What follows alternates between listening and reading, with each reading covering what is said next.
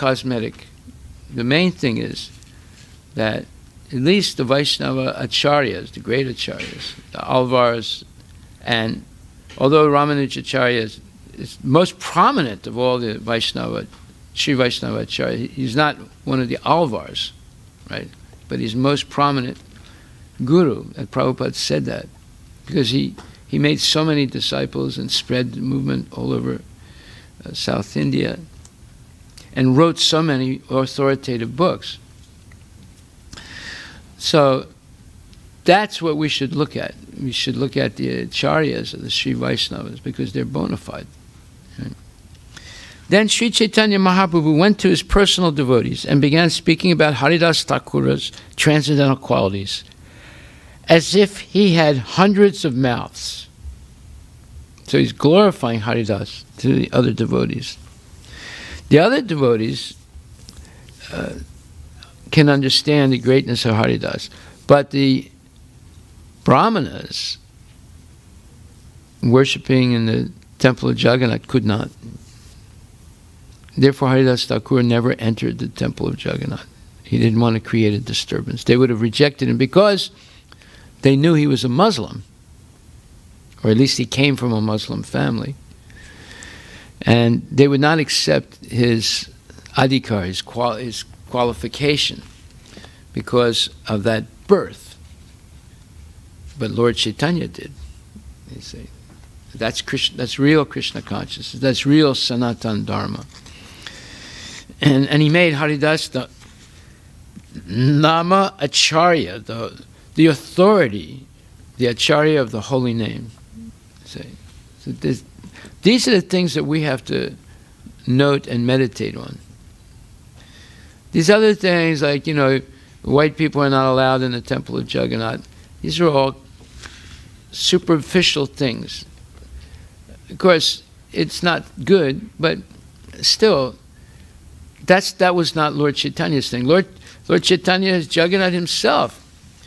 But because Haridas did not come to the temple of Jagannath, Lord Chaitanya would go every day to visit Haridas. These are the points that we should meditate on. So, Sri Chaitanya Mahaprabhu derives great pleasure from glorifying his devotees.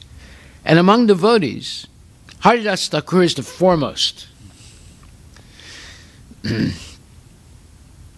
Just like this morning we discussed about Bhisma Pitamaha. Krishna put Bhisma Pitamaha in that special position. He was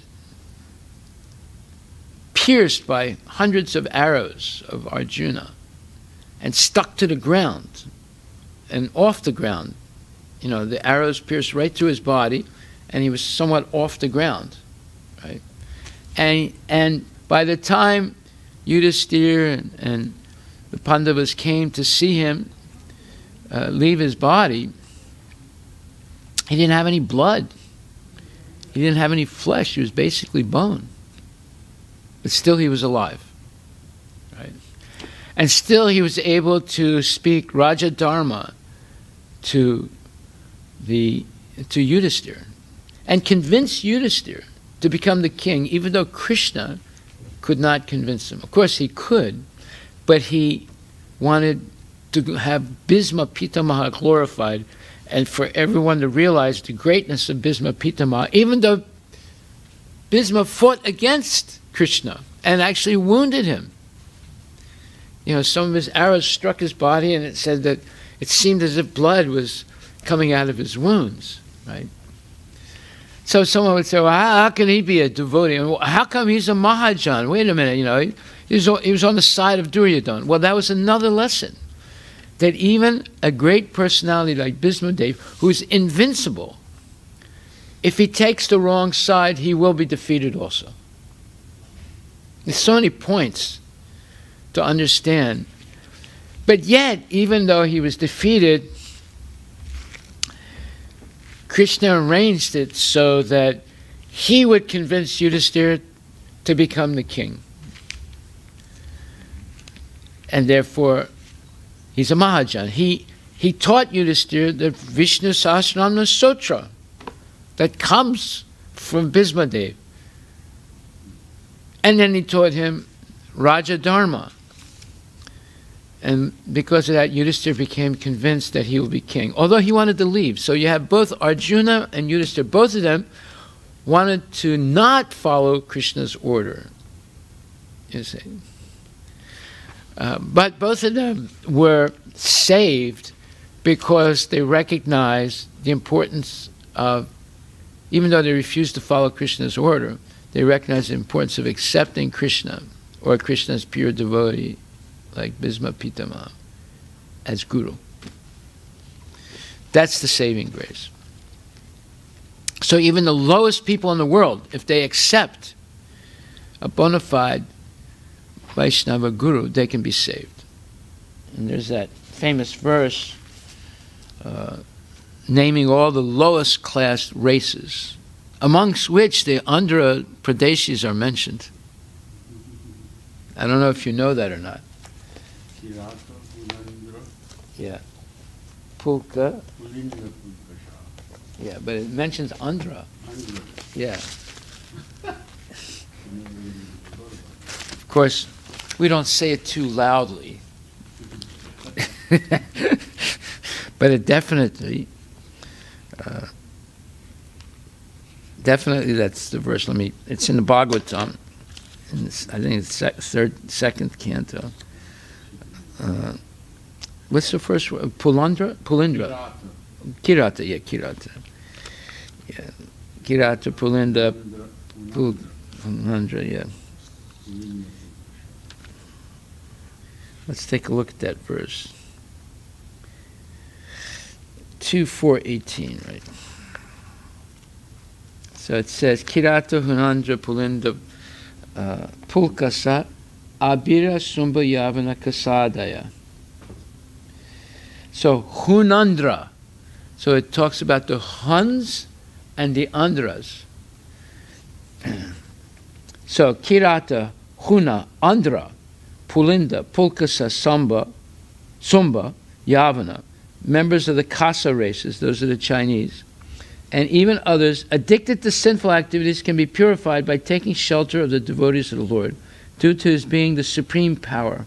I beg to offer my respectful obeisances unto them. So,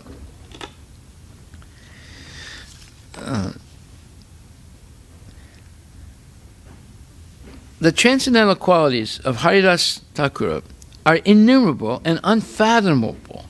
Unfathomable. One may describe a portion of them, but to count them all is impossible. Now, Haridas Thakur was born in a family of Muslims. He was a Muslim for some, for a significant part of his life. But then he becomes a devotee of Lord Chaitanya. Now, in the 1970s, when Prabhupada was bringing his devotees to India, there was a backlash. Many, especially in Vrindavan, people, the caste Goswamis, they wouldn't accept prasadam that was cooked by devotees. So Prabhupada said, which do you think is greater or stronger? The holy name or prasadam? So the devotees who were chanting the holy name, even though they're born in the West, even though they're not maybe perfect every aspect of devotional service, but they were sincerely endeavoring.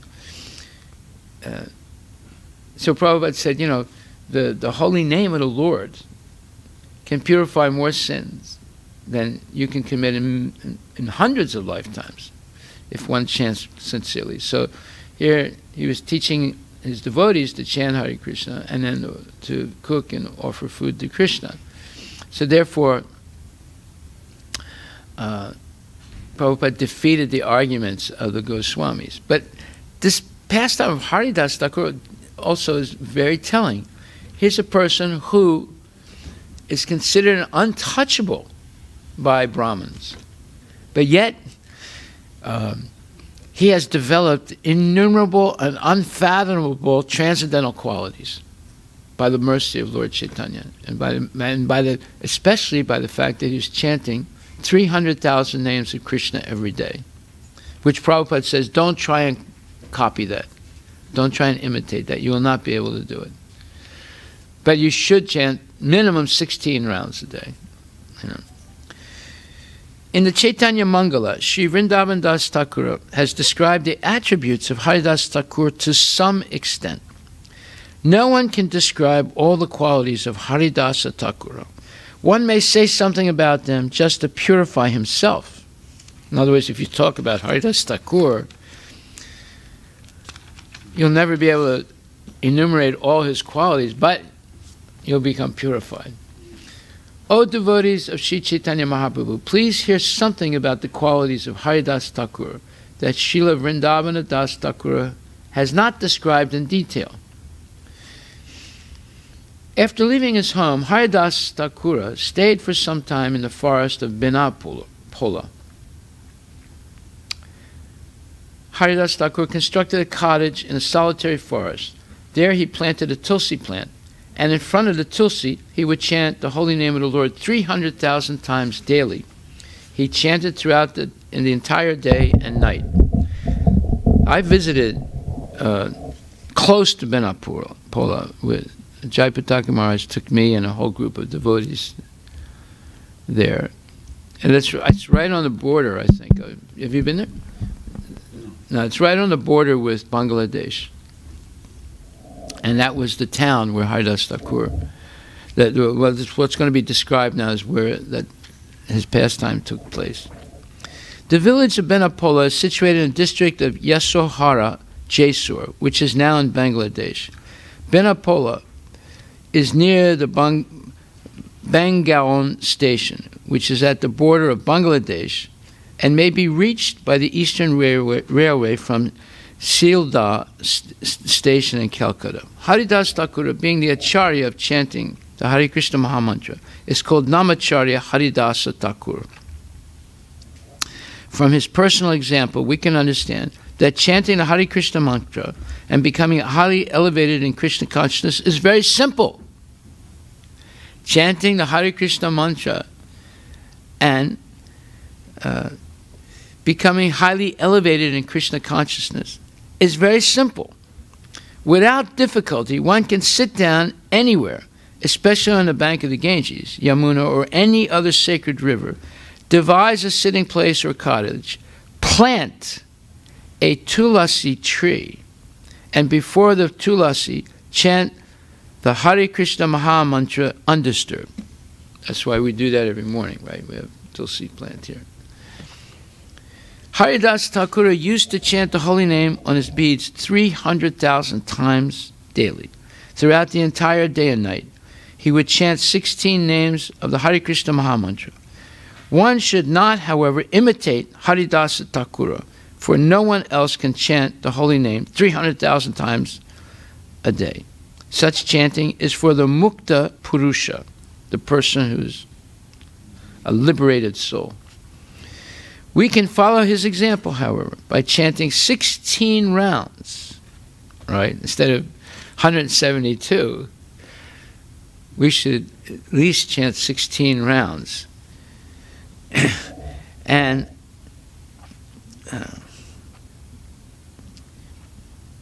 16 rounds of Hare Krishna Mahamantra on beads every day and offering respect to the tulsi plant.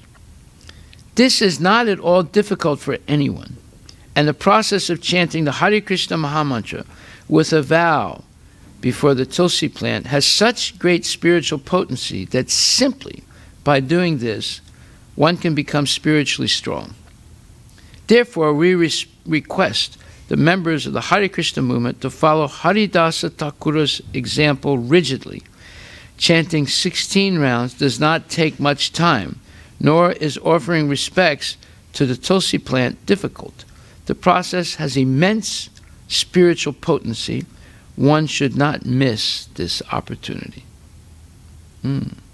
So now we see the importance of Tulsi Devi. Today is Tulsi Shalagram marriage. But now we see why she is glorified. And it's very interesting. I don't think Prabhupada ever explained the story of the marriage. No. But he did make explanations like this about the importance of Tulsi Devi and how Haridas Thakur would chant in front of her. And not only that, and now we're going to see other things that he recommended. For his bodily maintenance, he would go to a Brahmana's house and beg some food. He was spiritually so influential that all the neighboring people worshipped him, even though he's from a Muslim family. In the days of Haridas Thakur, all the Brahmanas worshipped Narayana in the form of the Shalagram Shila. Therefore, begging from a Brahmana's house meant taking Krishna Prasadam, which is transcendental, nirguna. If we take food from the houses of others, such as karmis, we shall have to share the qualities of those from whom we take alms. Ooh. Therefore, Sri Chaitanya Mahaprabhu took prasadam in the houses of Vaishnavas. This is the general process. The members of the Krishna consciousness movement are advised not to take food from anywhere but a Vaishnava's or Brahmana's house where deity worship is performed.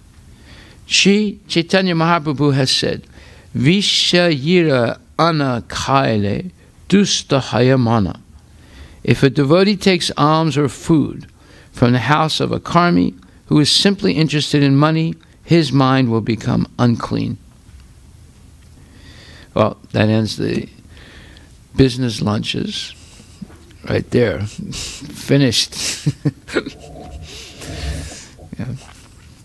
We must always remember, that a devotee's life is one of vairagya vidya, or renunciation and knowledge. Therefore, all devotees are warned not to live unnecessarily luxurious lives at the cost of others. Grihastas living within the jurisdiction of the temple must be especially careful not to imitate karmis by acquiring opulent clothing, food, and conveyances. Conveyances means all kinds of gadgets, including Tesla cars. As far as possible, these should be avoided. I have a friend of mine, he's a devotee, what's his name? Anyway, he was talking to me the other day and telling me, he called me up for the first time in about 8 years. Bunch of stuff, yeah. But he didn't announce his name. He said, "Hello, is this the owner of Uncle Harry's Natural Products?" I said, "Yes." He said, "I'm an inspector from the IRS, and your attention has been brought to me." I said, "Really?" I said, "What did I do?" He said, "Well, that's for me to decide, not you." I said, "Okay, sir." He said, "What's your address? I want to come and see you." I said, "Panchatattva, is this you?" He said, "How did you know?" I said, "Well, only you would say something like that, not a real IRS inspector, because I've been investigated by the IRS already several times, and they're not interested in me anymore." I said, "What's happening?" And then we had a nice talk. But he told me that he was also investigated by the IRS, and it cost him a lot of money. And he said the IRS inspector really didn't like him. It was a lady. I said, "Why? What did you do?" He said, "She didn't like the fact that I had a BMW and that every time I went to India I flew first class." I said, I said, "I don't have a BMW. I have an old Camry and I always fly second class." Now you see why. What does Prabhupada say here? We must remember always that a devotee's life is one of vairagya vidya, or renunciation and knowledge. Therefore, all devotees are warned, W-A-R-N-E-D, warned, not to live unnecessarily luxurious lives at the cost of others. Grihastas living within the jurisdiction of the temple must be especially careful not to imitate karmis by acquiring opulent clothing, food, and conveyances. As far as possible, these should be avoided. A member of the temple, whether grihasta, brahmachari, or sannyasi, must practice a life of renunciation, following in the footsteps of Haridasa Thakura and the 6 Goswamis. Otherwise, because Maya is very strong, at any time one may become a victim of Maya and fall down from the spiritual life. You see how it's important to hear these things, so we don't go down the slippery slope of imitating unbona fide people. We should imitate the bona fide people. And that doesn't mean you have to live in a cardboard box under the I-5. That doesn't mean that. But it means that we should live honorably, but limit our taste for opulence. Limit it. Because it'll only breed envy, jealousy, and retribution by the IRS and other similar snake-like people. See. A landowner named Ramachandra Khan was the zamindar, meaning landowner and propertied person, of that district, Benapola. He was,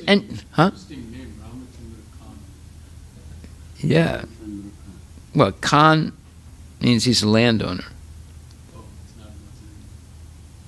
Yeah, it is. My name in Armenian is, my last name is Terhanyan. We have, there means there was a priest in our family, and Khan means we were landowners. My great-grandfather was growing opium. And Turkey was a huge opium exporter, and their biggest client were the British. They were buying the opium from the British, from the Turks, and taking it to Shanghai and Macau and all those places, and Hong Kong, and selling it. They started the opium trade. They almost ruined the entire Chinese civilization by opening up opium houses in those port cities that they had control of. And it spread all over China. So Khan means, you're a landowner in Urdu or in Farsi also. It doesn't mean it's not a Muslim name. Well, it is. It comes, I'm pretty sure it comes from Farsi. Yeah. And it's in the Turkish language. It's all the Turkic languages, like Kazakhstan, all those, Uzbekistan. Genghis Khan. Huh? Genghis Khan. Genghis Khan, yeah. Yeah. He was not Muslim, but... Well, he became, wait a minute. Mongolian. Yeah, but he became Muslim. Or at least, see, the Muslims are very good preachers. Genghis Khan destroyed Baghdad, which was the capital of Islam, right? In the 8th, 9th century, 10th century.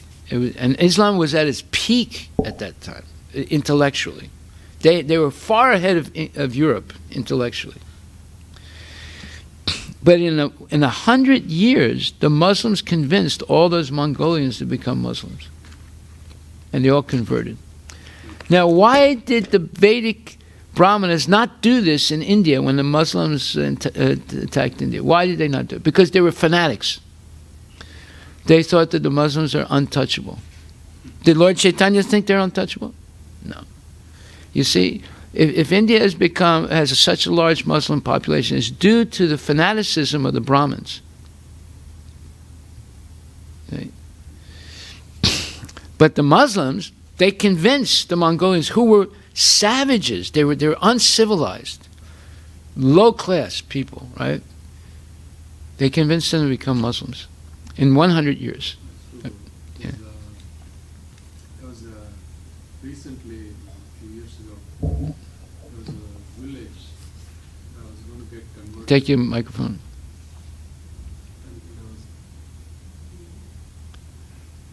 There was a village in near Madurai, Tamil Nadu.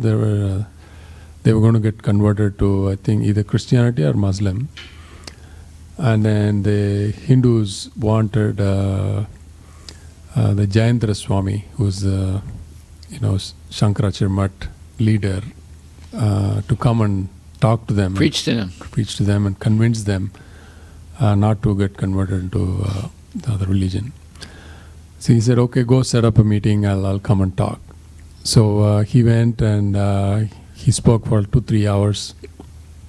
Talked about the importance of being a Hindu and all that. They all patiently listened, and then after the class was over, they asked, "Okay, are you now convinced to stay in Hinduism?" Then one man raised up and said, "Swamiji, we will stay back in Hinduism under one condition. If you give us the Brahmin thread and make us Brahmins," I said no. "we will stay in Brahmin." As Hindu. He just left. Yeah, they'll never say yes. Right. So Never in a million years. he didn't talk about, yes, you can become a Brahmin, you have to develop the qualities, and nothing. What was his name? Jayendra Swami. Jayendra. Saraswati Swami. He was in charge of which mutt? Sankara Mutt. Sankara Mutt. So he's actually the leader in Kanchipuram, Prabhu. In Kanchipuram? Yeah. Oh, that's most important. It's one of the 4 tirthas. But he's on the Saiva side, not the Vaishnava side, right? So he was a worshipper of Shiva. And he just left. And they said, "Okay, this is how Hinduism is going to be." And they just got converted. Yeah, you see? It's because of their fanaticism. Yeah. That's why there's so many Muslims in Right. India. It's not because the people wanted to. Exactly. They were forced by several forces. One, brute force, but more so because of the jizya tax that Aurangzeb. The jizya tax was, if you're not a Muslim, you're not forced to convert if you pay the tax. And it's only for Hindus, right? Not for Muslims. Right. And they had the same thing in the Ottoman Empire also. Like my people had to pay that tax also. And the people who couldn't pay the tax? They had to be Muslim. Yeah, either that or they're massacred, right? Yeah. So the jizya tax made a lot of Hindus, poor Hindus. And of course, the Hindus didn't help their poor people, right? Right. And this is a great story. This is a great story. It's a true story. True story. Yeah. Amazing. And these what Muslims and Christians do is they just come and tell the villagers, "Look, we'll build you a church and you'll be part of it. You're not an untouchable, and we will give you money and whatnot, whatever is needed." I saw a YouTube video of a Muslim preacher. I think it was that Nair guy, and this is in Andhra. And he asked, "Is there anyone here that's not a Muslim that wants to convert today?" So one Andhra Hindu walks up on the stage. And you know what they did to him? They treated him like a king. They embraced him, they called him brother, and they glorified the man and made him feel so good, And I mean, I've seen that. Like when I was traveling once, I took a boat from Marseille to Lebanon, but the boat stopped in Naples, then it stopped in Alexandria, and then it stopped in Cyprus, and then it went to Beirut, right? So I didn't have any money, so I had very little money. So I was in the gully. The gully is like, it's where the lowest class people who are travelers, that's where they stay. So it's like a dormitory, right? And they were all Muslims there. And they were all going on Hajj at that time. So I was staying there, but there were other people, like there were Armenians there and other people. They were up, they had the nice suites upstairs, right? And we're down there. So the Muslims were praying, right? They pray 5 times a day. So they asked me if I'd pray with them. I said, yeah, okay. I wasn't a devotee at that time. So I prayed with them, and the first time I prayed with them, they said, now your name is Muhammad. They gave me a name right away. And I was thinking, just call me Mo for short, you know. That's what the Muslims do. Whenever you see someone named Mo, right, 90% it's a Muslim, right? Anyway, so now all the Armenians that were, you know, on nice suites and others, they saw that I was praying with them. They didn't come downstairs. You know, sometimes we would go upstairs also and pray, right, on the deck. And they really got upset. You know, they like stopped talking to me, and they didn't want to see me, right? So then the Muslims, they said, look, they said, you're praying with us, your name is Muhammad now. Now you come with us to Makkah for Hajj. And I was thinking of doing it, but then I decided not to, because that was not my purpose. I was going to Beirut to study there. And so I said no. I said I appreciate it very much. You know. And they treated me like a brother right away. The whole, you know, I mean, the others rejected me, they accepted me. So this is what happens, see. So if Swami Jayendra had said, yes, we can train you if you're willing to be trained, you can become, you know, it's not based on birth, it's based on your qualities, that whole village would have remained Hindu, or actually become Vaishnava, right? That's why we have to read the Bhagavatam and Chaitanya Charitamrita, because otherwise all these points are missing. You know, I mean, it's there in theory in the Bhagavad Gita, but it's explained in depth here. This is why this is the postgraduate study. You know, so that's a great story. Great story. Now we know why there's so many Muslims, and now there's so much Christian conversion going on in India. It's because it's the same thing that happened 1,000 years ago when the Muslims invaded India for the first time. It's the fanaticism of the Brahmins. Yeah. Interesting thing that's happening now is the Christian church, they are reciting Bhagavad Gita. I have to send you a video. Actually, Vednarayan Prabhu sent me a video. But they don't say Arjuna Uvacha or Bhagavan Jesus Uvacha. Yeah, they're saying Thomas Uvacha. Thomas, yeah, Thomas. You know why they say Thomas? Because you know why they say Thomas? Because he died in Chennai. He went to India 2,000 years ago, and he started to preach there, and he died in Chennai. They have his tomb there. Yeah. And then they renamed the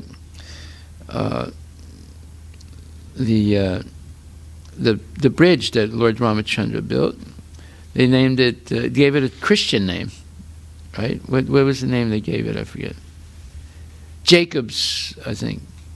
No, was it Jacob? No. They gave it a Christian, Adams Bridge. They gave it a Christian name. All of South India, especially Tamil Nadu, is going to become Christian, you know, in the next 30, 40 years. The whole place will be Christian. Kerala also, mostly, either Christian or Muslim. Okay, so then it says,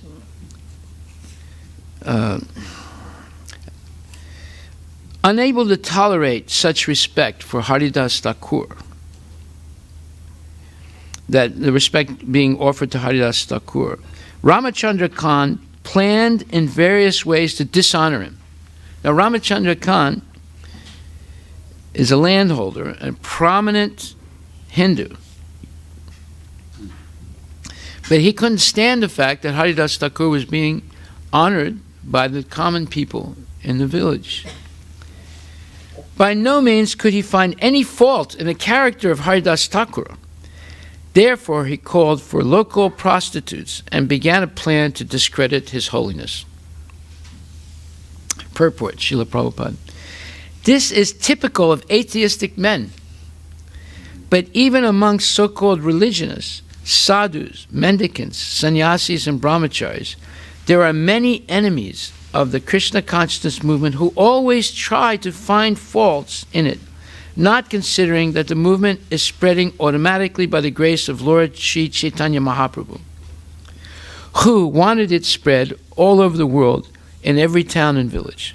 We are trying to fulfill the Lord's desire, and our attempt has become fairly successful, but the enemies of this movement unnecessarily try to find faults in it, exactly like the old rascal Ramachandra Khan, who opposed Haridas Thakur.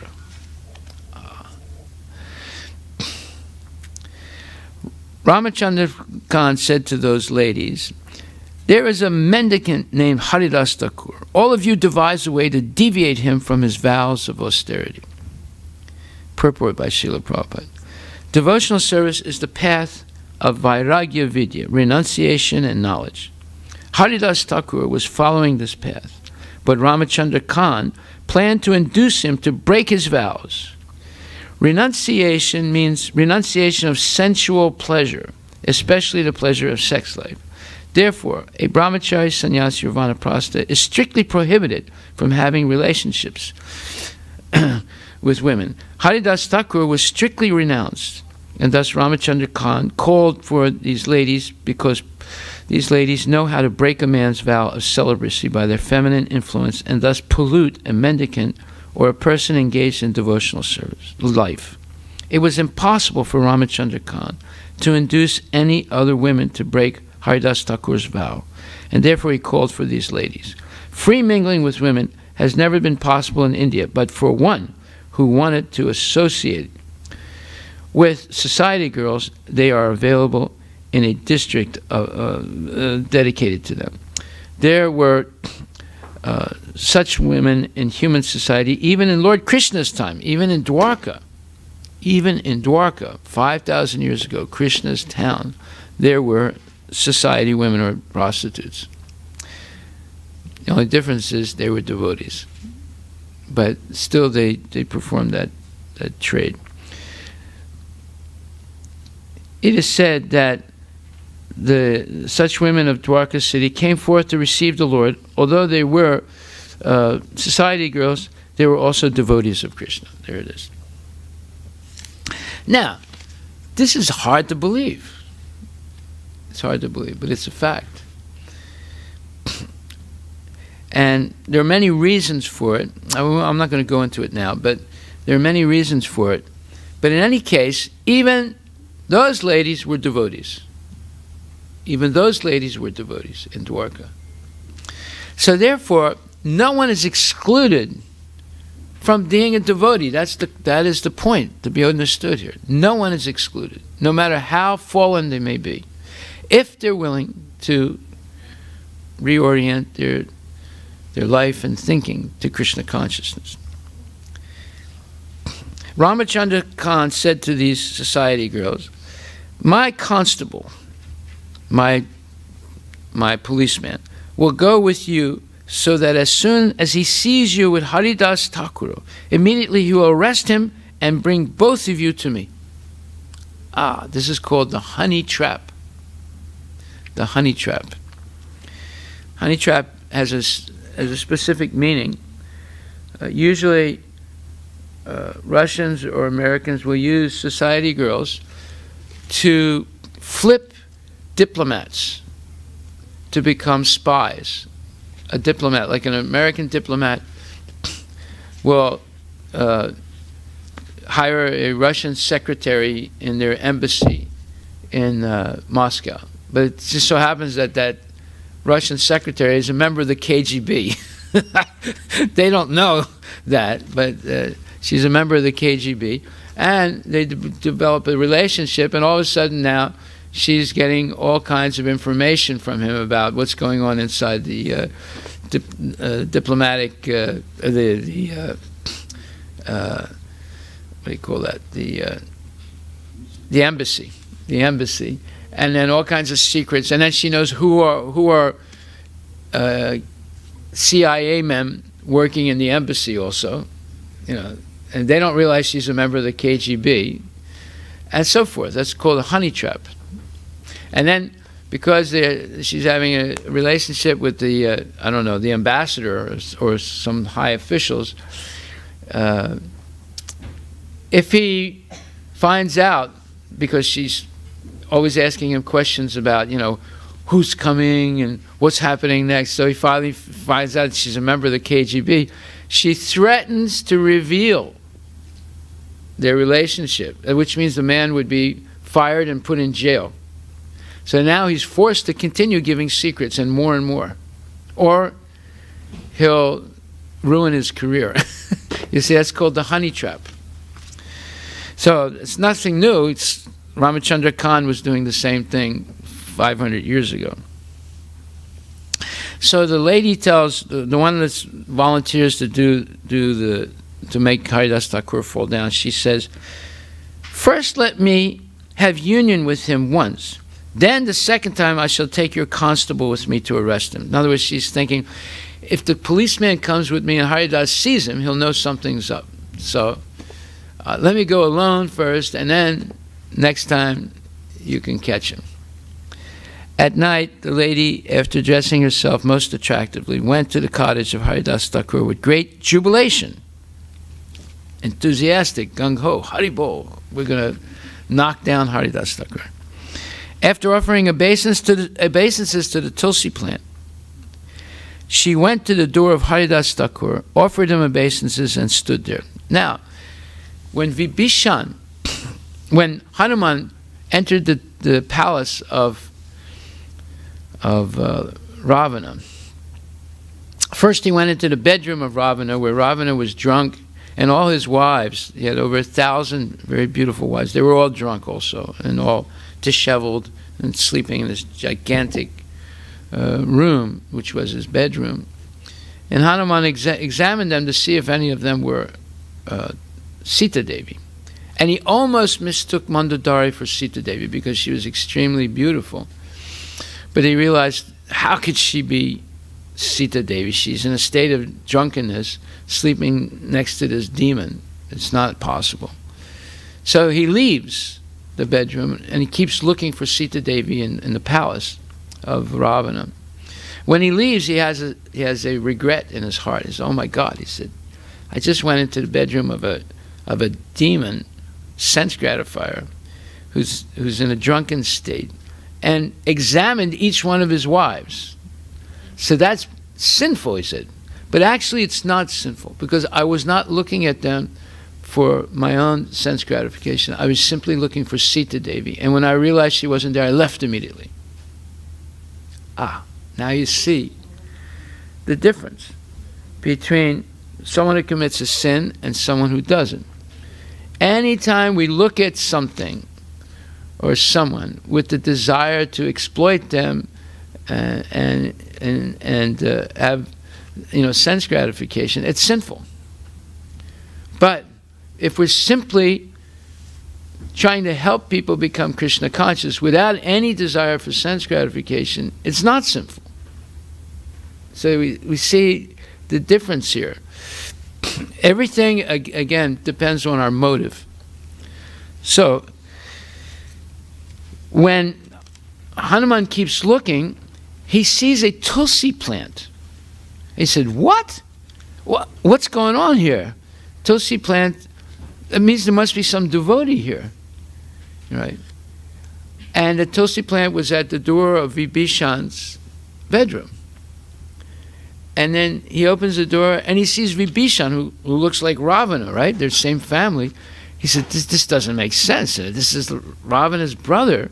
He's a Rakshasa. What business does he have with Tulsi? And then he has a doubt. He said, could it be that he's a devotee? Ravana's brother? So he wakes him up, and, oh no, while he's sleeping, he wakes up, Vibhishan wakes up and he says, "Rama, Rama." And Hanuman said, "What?" He has Tulsi in front of his room, and he's saying the name of Rama? He must be a devotee. Then he reveals himself, and he says, "I'm Hanuman, the servant of Lord Rama. He says, Rama, you're the servant of Lord Rama? Please tell me about the Lord. So the rest of the night, they stay awake, and Hanuman tells him everything about Lord Rama. You see? And then, of course, Vibhishan reveals to him where Sita is in the Ashoka garden, and so forth. So, this is why Vaishnavas always have Tulsi in their house.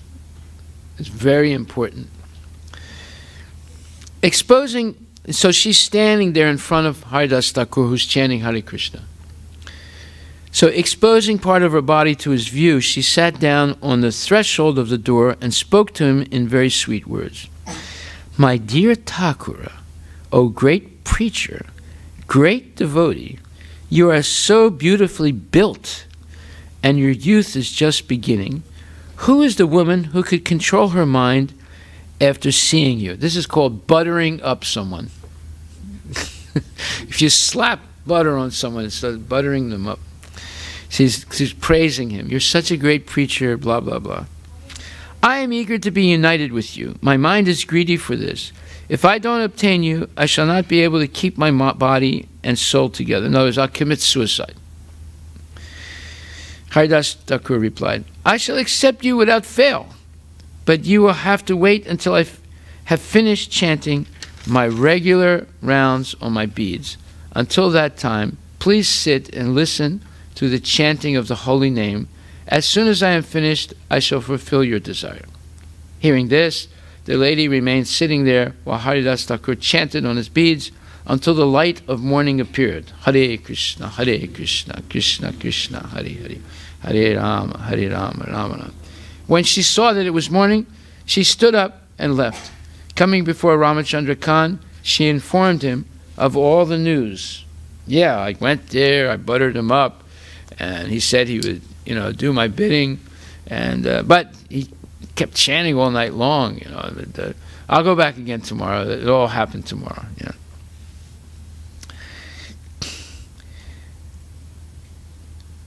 Today, Haridas Thakur has promised to enjoy with me.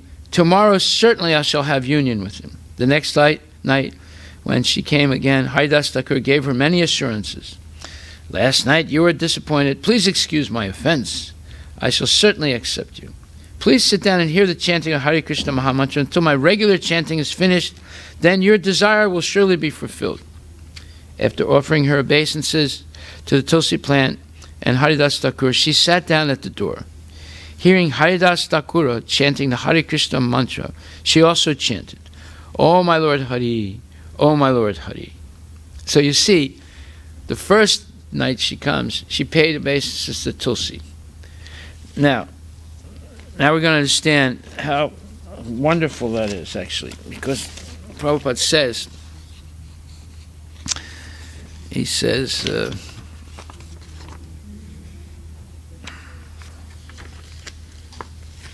anyone who pays obeisances to Tulsi is immediately purified.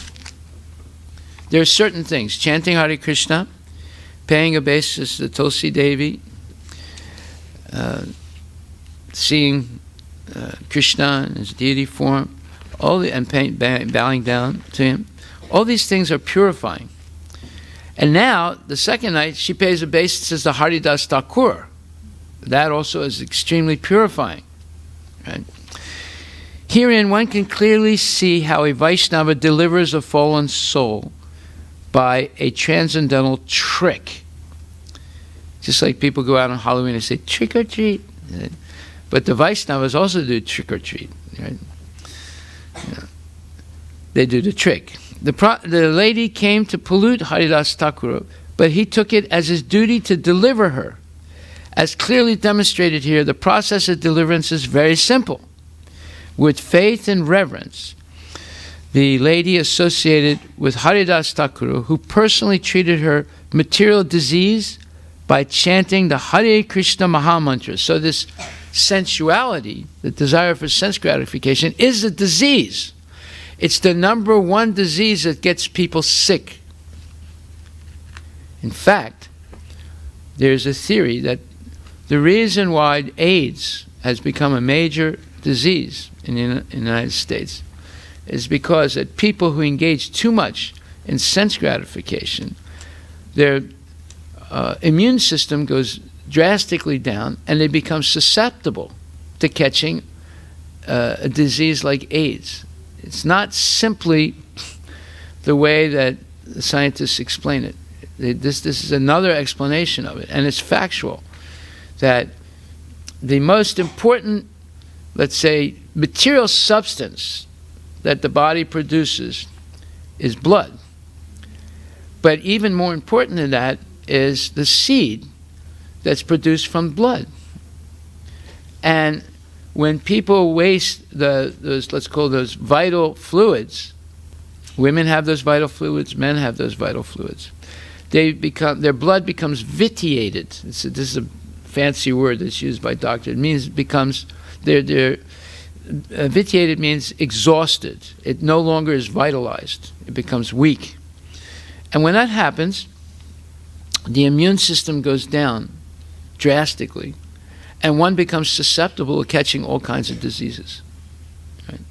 Like AIDS or Ebola or all these diseases. When your immune system is high, now everybody has a little bit of the AIDS virus in them already, but it's under check by the immune system. But when the immune system goes down very fast, we have all kinds of viruses in the body already, but they're under check. But when it goes down, they take over, and we get all these, life-threatening diseases. Okay. So they're a little late today. We'll continue until they open the deities.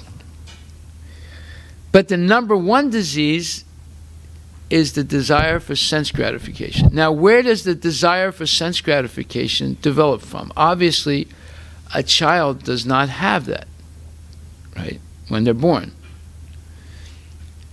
They learn it, first from the parents, then from the television, and then when they go to school from other kids, then when they start reading, taking advanced English courses, they start reading all these novels. They learn it from the novels. Then they learn it from the internet. And by the time they're, 13, 14 years old, they're already sense gratifiers. They think that the goal of life is sense gratification. And this is what how does Prabhupada characterize it? It's a material disease. It is a material disease, this desire for sense gratification. Although the lady had an ulterior motive, somehow or other she got the association of a Vaishnava and satisfied him by occasionally chanting in imitation. That's exactly what we do on Sankirtan. Many of the people yesterday were saying Hare Krishna. When they came to get a plate, and we were saying, well, Hare Krishna, and they were repeating Hare Krishna. You see, because they heard the Sankirtan party, and we're going back there every week, and they're just picking it up naturally. They're saying Hare Krishna, just like this lady is saying Hare Krishna because she's associated with Haridas Thakur, who's always chanting Hare Krishna. She got the association of a Vaishnava and satisfied him by occasionally chanting in imitation. So when you see someone, don't say hello, say Hare Krishna. They'll say, okay, well, hello. But if you keep seeing that person saying Hare Krishna, eventually they'll say, oh, Hare Krishna. You ever have that experience? Yeah. Right? And if they say, well, wait a minute, what does this Hare Krishna mean? Well, in the beginning you can tell them, oh, it's a way of saying hello in India. If you say, it's Hari means Radharani and Krishna means Krishna, the Supreme Person, they say, oh, okay, I'm never going to say it. But if you say, it's a way we say, it's a way of, wishing a person well. That's called a trick.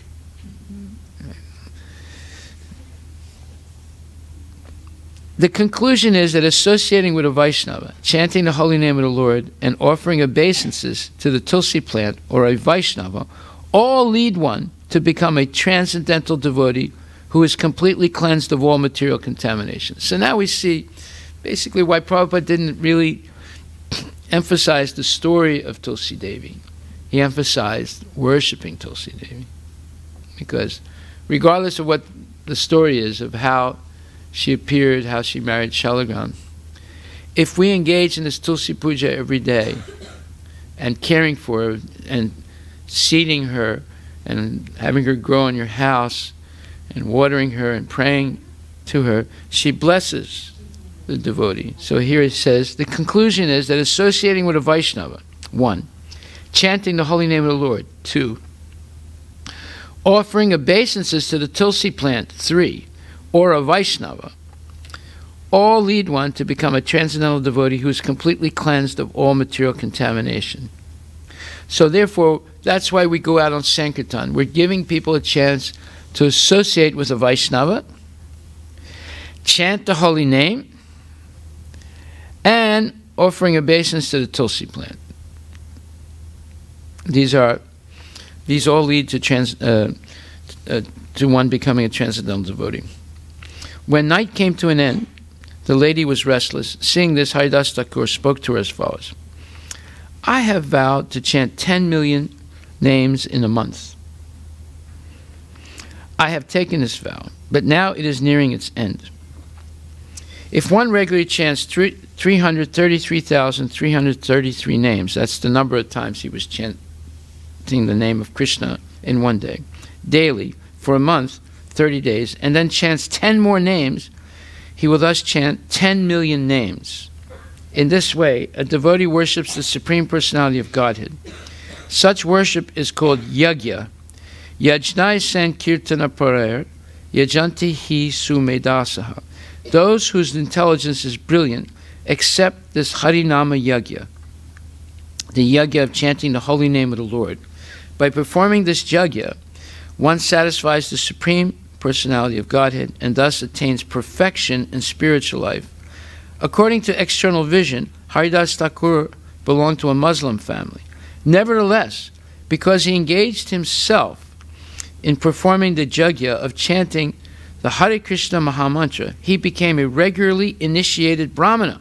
In other words, he becomes even more than a Brahmana. He becomes a Vaishnava. But just the fact that he was always chanting means he was already an initiated Brahmana. Right? As stated in Srimad Bhagavatam 3:33-6, Yan Namadeya Shravananu Kirtanad. Yet Pravanat, yet Smaranad Apikvachit Swado Pisadya Savanaya Kalpate Kuta Punaste Bhagavan Nu Darshanat. Even if a devotee comes from a family of dog eaters, and they're called, what are they called? They're called chandalas, yeah. They're dog eaters. They eat dogs. If he surrenders to the personality of Godhead, he immediately becomes a qualified Brahmana and is immediately fit to perform yajna. Whereas a person born in a family of Brahmanas has to wait until completing the reformatory processes before he may be called Sanskrita, purified. It is further said in Walking. Now we see that the Christians have been imitating Krishna consciousness for a long, long time. We think it's a new thing that they're chanting Bhagavad Gita. No. They say, if you accept Jesus immediately, you're freed of all of your sins. And it's not because something you did, like, rituals or pilgrimages or fasting. It's because you accepted Jesus. And from that point on, you're saved. So what did he say here? He said that this verse, 3:33-6 says, even if a devotee comes from a family of dog eaters, if he surrenders to the personality of Godhead, he immediately becomes a qualified Brahmana and is immediately fit to perform yajna. This is something that the Brahmanas would never accept. Never accept. This is why this is one of the hidden vices It's not hidden. It's already was discussed before, but it's a hidden vice in Hinduism. I wrote a book about all the hidden vices in Hinduism, why it's so easy for Christians and Muslims now to convert Hindus. Whereas a person born in a family of Brahmanas has to wait until completing the reformatory processes before he may be called Sanskrita, purified. It is further said in Srimad Bhagavatam 12:140. Asamskritaha kriyahina rajasas tamasavrita prajas te baksayisyanti malecha rajanya rupina.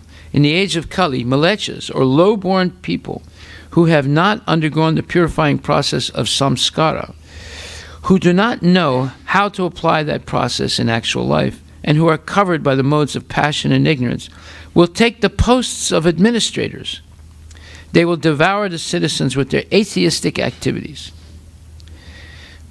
Purport. A person who is not purified by the prescribed process of samskara is called asamskrita. But if one remains kriyahina, even after being purified by initiation, in other words, if one fails to actually apply the principles of purity in his life, he remains unpurified, malecha, or yavana. On the other hand, we find that Haridas Thakura, although born in a malecha or yavana family, became Namacharya Haridasa Thakur because he performed the Nama Yagya, a minimum of 300,000 times a day. Herein we find that Haridas Thakur strictly followed his regulative principle of chanting 300,000 names. Thus, when the lady became restless, he informed her that first he had to finish his chanting and then he would be able to satisfy her. Actually, Haridas Thakur chanted the holy name of the Lord for 3 nights continuously and gave the lady a chance to hear him. Thus she became purified, as will be seen in the following verses. So here's where there's a difference between what the Christians say and what genuine Vaishnavas say. The Christians say the fact that you accepted Jesus, even though you didn't do anything to deserve it, other than accepting him now, means that you're saved. And you're saved. Even if you eat meat now, even if you do this or that, you're saved. This is the difference. And that is that when Lord Chaitanya accepted Jagai and Madai, he said, I will accept you, but on one condition, that you will give up your sinful ways. That way I will not kill you. And they did.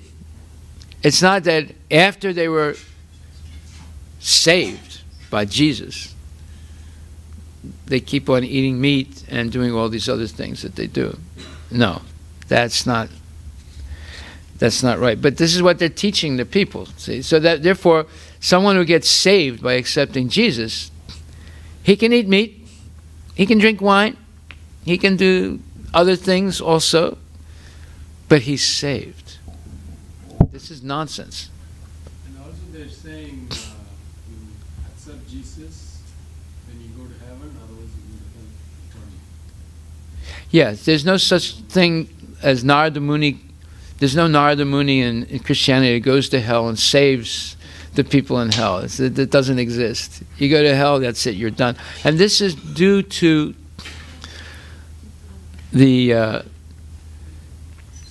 it's called the Abrahamic religion tradition, which started with Abraham and the covenant with God that he received. There's fanaticism inherent in it. That fanaticism is not in Vaishnava, not pure Vaishnavism.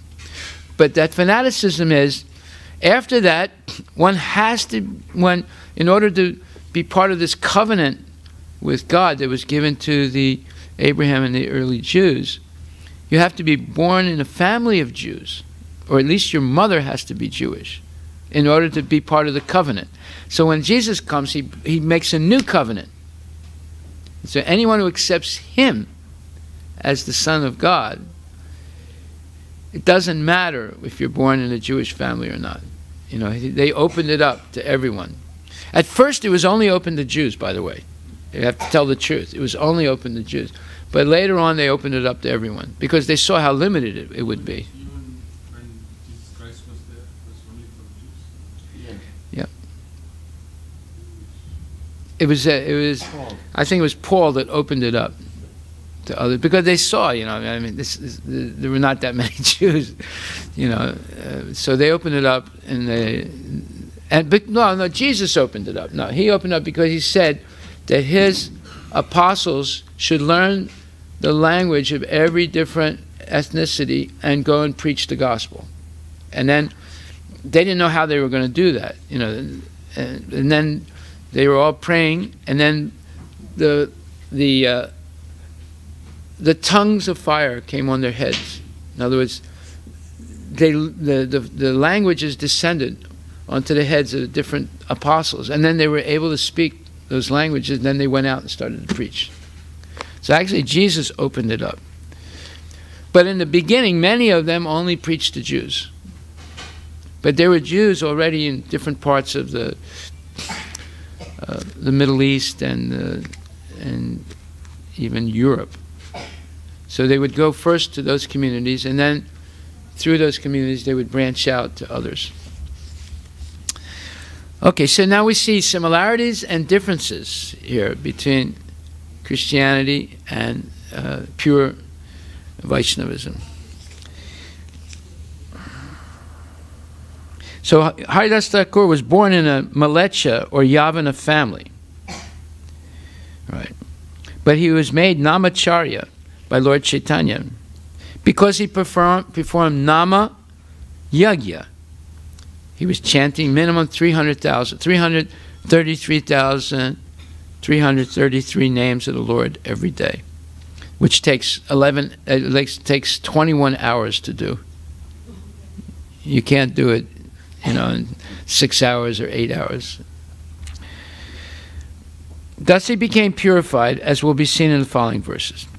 I thought that today I would be able to finish my performance, and so he's speaking to the lady, of Yagya, my chanting of the Hare Krishna mantra. I tried my best to chant the holy name all night, but I still did not finish. Trick or treat. Tomorrow I will surely finish, and my vow would be fulfilled. In other words, 10 million names in one day, right? And 1 month. Then it would be possible for me to enjoy with you in full freedom. So come back tomorrow, basically he's telling her. Haridas Thakur never wanted to enjoy the lady, but he tricked her to deliver her by giving her a chance to hear the holy name of the Lord while he chanted. Pure devotees chant the Hare Krishna mantra, and simply by hearing this chanting from a purified transcendental person, one is purified of all sinful activities, no matter how low-born or fallen one may be. Now, we should take this statement seriously. If we chant the holy name purely, that is, we're not saying, Hare Krishna, tomorrow I'm going to go to Tirupati and pray to Balaji that my business does better. Oh, wait a minute. That's not pure. So if you have that desire in your mind while you're chanting Hare Krishna, the chanting is not pure. There should be only one desire in the mind, that is to please Krishna by chanting his names very sweetly and sincerely. So if another person hears you chanting in that mood, they become purified, even though they're not chanting. That's how powerful the holy name is. You see? So when we go out on Sankirtan, we should just chant, knowing that the Lord is present and he's hearing us, and we should chant for the pleasure of the Lord. We shouldn't try and put on a show for the people. This is not a performance. We should just chant sincerely to please Krishna. Then it will be effective. So he says, pure devotees chant the Hare Krishna mantra, and simply by hearing this chanting from a purified transcendental person, one is purified of all sinful activities, no matter how low-born or fallen one may be. As soon as one is thus completely free from the reactions of sinful activities, he or she is eligible to render devotional service to the Lord. This is the process for engaging the fallen souls in devotional service. As Lord Krishna says in Bhagavad Gita, Yesam Twantagatam Papam Jananam Punya Karmanam Te Dvandva Mohanir Mukta Bhajante Mam Drita Vrataha. Persons who have acted piously in previous lives and in this life, and whose sinful actions are completely eradicated, are freed from the duality of delusion, and they engage themselves in my service with determination. So one does not really engage in devotional service until they're purified of all their sinful reactions from the past. But that can happen rather quickly if they take up chanting sincerely and associating with devotees and paying obeisances to Tulsi Devi and Vaishnavas and the deity. So we see there are many people who are pious but not pure. Why? Because you cannot be purified simply by pious activities. We read that verse the other day from the Srimad Bhagavatam that explains that it's not simply by piety that one can be liberated of sinful activities. I'll have to find that verse again. It's only by the association of genuine Vaishnavas engaging in devotional service and chanting sincerely the holy name that one can be purified. Right. So, the lady returned to Ramachandra Khan and informed him of what had happened. The next day, she came earlier at the beginning of the evening and stayed with Haridas Thakur. After offering obeisances to the Tulsi plant and Haridas Thakur, she sat down on the threshold of the room. Thus, she began to hear Haridas Thakur's chanting, and she also personally chanted Hari Hari, the holy name of the Lord. Now this time it doesn't say she did it in imitation. She actually takes it up right away. And Haridas Thakur says, "Today it will be possible for me to finish my chanting." Haridas Thakur informed her, "Then I shall satisfy all your desires." But by that time, she no longer has any illicit desires. She desires only to surrender to Haridas Thakur and be trained by him in Krishna consciousness. The night ended while Haridas Thakur was chanting, but by his association, the mind of the lady had changed. The mind of the lady had changed. This is what we're trying to do when we go in Sankirtan. We're trying to change the mind of the people from the mind of sense gratification. Well, first we have to change our own mind. The mind of sense gratification to a mind of, I want to serve Krishna. And how do you do it? You don't do it by beating them over the head with philosophy.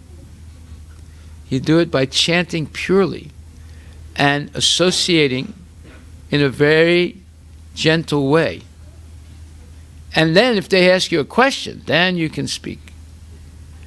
But if you just start beating them with the philosophy, they're not going to, very few people will accept. Very few. Yeah, unless you're a highly experienced devotee. But that's not what Haridas Thakur did. Right. So, the lady, now purified by hearing him chant for 3 days, fell at the lotus feet of Haridas Thakur and confessed that Ramachandra Khan had appointed her to pollute him. She confessed. This is like Catholicism now, she's making a confession, right? "Because I have taken a profession of this way of life," she said, "I have performed unlimited sinful acts. My Lord, be merciful to me, deliver my fallen soul." Why? Because he's probably the first man that treated her nicely and didn't try and take advantage of her. Right? So there's another person that did the similar thing. That's Tukaram. Again, a businessman, a Brahmin, in Tukaram's case he was a Brahmin, hired a lady like this to make him fall down.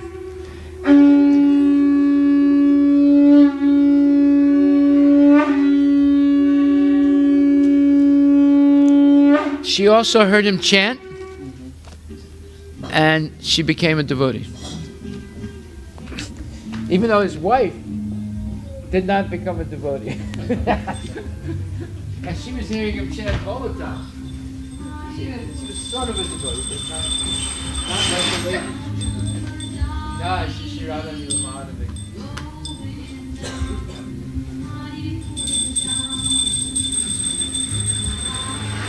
Jai Shri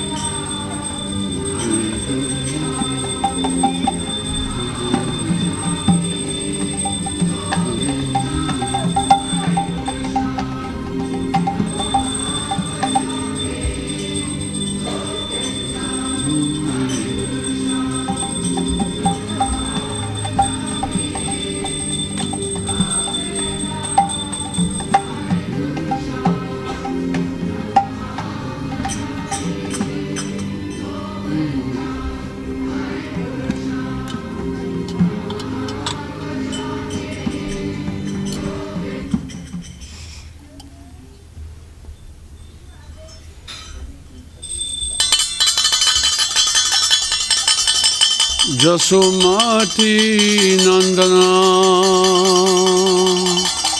Brajabara Nagara Jasumati Nandana Brajabara Nagara Jasumati Nandana Brajabara Nagara Jasumati Nandana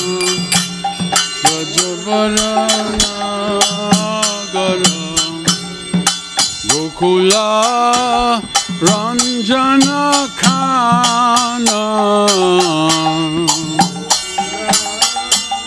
Ranjana Khana Gokula Ranjana Khana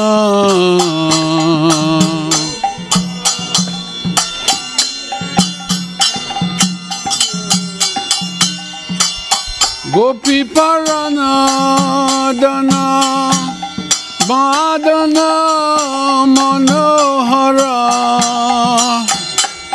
Parana Dana Madana Manohara Kaliya Damana Bidhana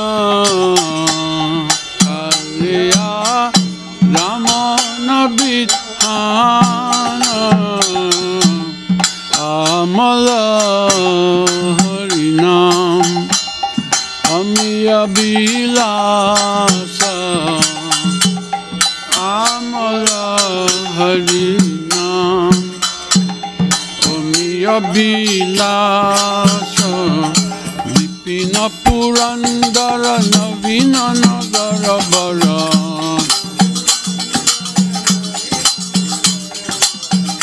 Kamshibadana Subasa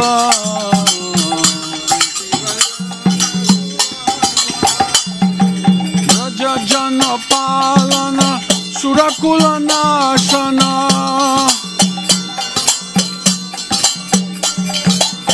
Nanda Godana Rakoala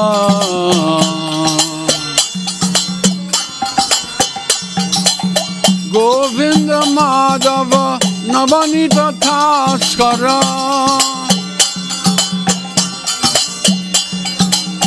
Sundarananda Gopala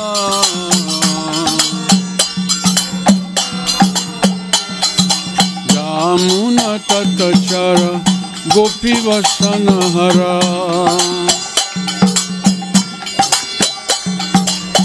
Rasa Rasika Kripa Moya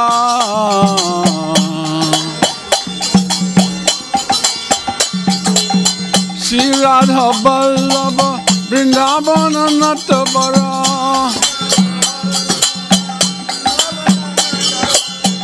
Bhakati Bindoda Shraya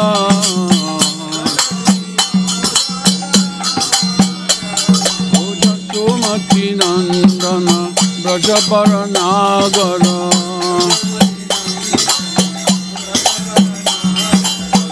Gokula Ranjana Kana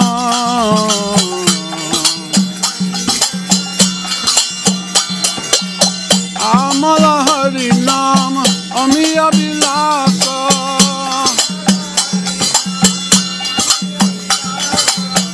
Govinda Madhava Namanita Taskara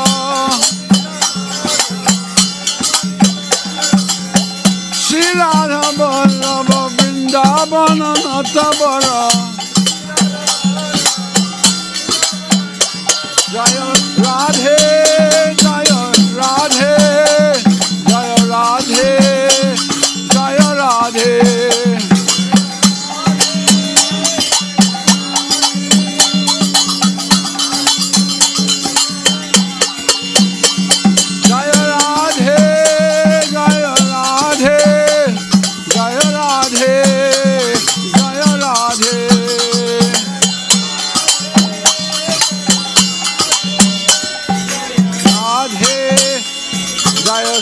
Radhe Sham.